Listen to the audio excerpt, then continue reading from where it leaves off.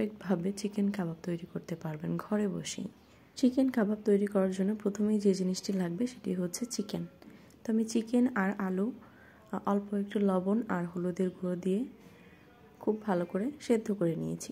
Chicken সেদ্ধ করতে কিন্তু খুব বেশি সময় লাগে না, মাত্র 10 মিনিটের মতো লাগে। তো আমি প্রেসার কুকারে রান্না করেছি। প্রেসার কুকারে একটা সিটি বেজেছে, আমি অফ করে দিয়েছিলাম। দেন 10 মিনিট পরে আমি ওপেন করে দেখি একদম পারফেক্টলি সেদ্ধ হয়ে গিয়েছে। দেন হচ্ছে আমি হাত দিয়ে চিকেনগুলো একটু ছড়িয়ে দেন হচ্ছে আমি একটু পাটায় বেটে নিচ্ছি। আপনারা চাইলে ব্লেন্ডারেও বাটতে পারেন। ব্লেন্ডারে মিক্সড করতে গেলে হচ্ছে আমার মনে হয় যে এত পারফেক্টভাবে হয় না, একটু পানি মিক্সড করতে হয়। এই জন্য হচ্ছে আমি পাটায় করে নিয়েছি, এতে করে একদম ড্রাইভাবে হয়ে যায়। দেন হচ্ছে আমি আলুটাও মেশড করে নিয়েছি। দেন অল্প একটু কাঁচামরিচ আমি বেটে নিয়েছি। দেন এখানে পেঁয়াজ কুচি করে নিচ্ছি, ছোট ছোট করে কুচি করলেই হবে, পাটার প্রয়োজন নেই। দেন হচ্ছে আমি যে চিকেন কিমাটা তৈরি করেছি সেটার মধ্যে সম্পূর্ণ আলু ভর্তাটা দিয়ে দিলাম। দেন এখানে আমি বেসন, চালের গুঁড়া আর কর্নফ্লাওয়ার নিয়েছি, এটাও আমি দিয়ে দিচ্ছি।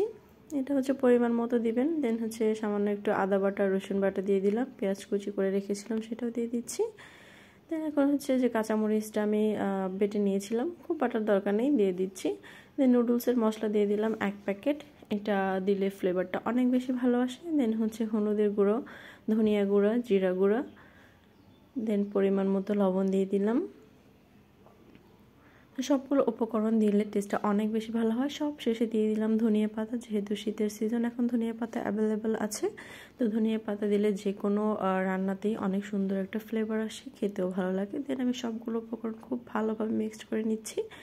খুব ভালো করে মিক্সড করে নেওয়ার পরে আপনারা আপনাদের পছন্দ মতো যে কোনো শেপ দিতে পারেন।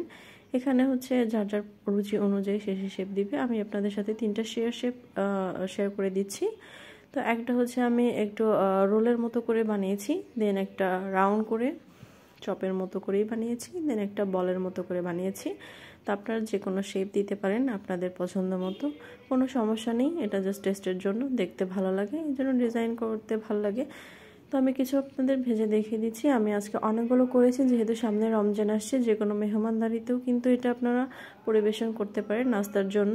তো হচ্ছে আমি ফ্রিজিং করে রেখে দিব, আর অল্প কয়েকটা ভেজে আপনাদের সাথে শেয়ার করে দিচ্ছি। তো ডুবো তেলে ভাজলে বেশি ভালো হয়, চাইলে আপনারা অল্প তেলেও ভাজতে পারেন, কোনো সমস্যা নেই। তো আমি এপাশ ওপাশ করে জাস্ট ব্রাউন কালার করে ভেজে নিয়েছি।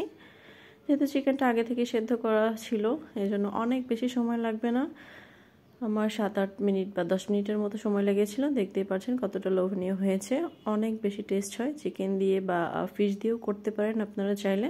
তো সসের সাথে এটা কিন্তু খুবই ভালো লাগে। আজকের মতো এ পর্যন্ত।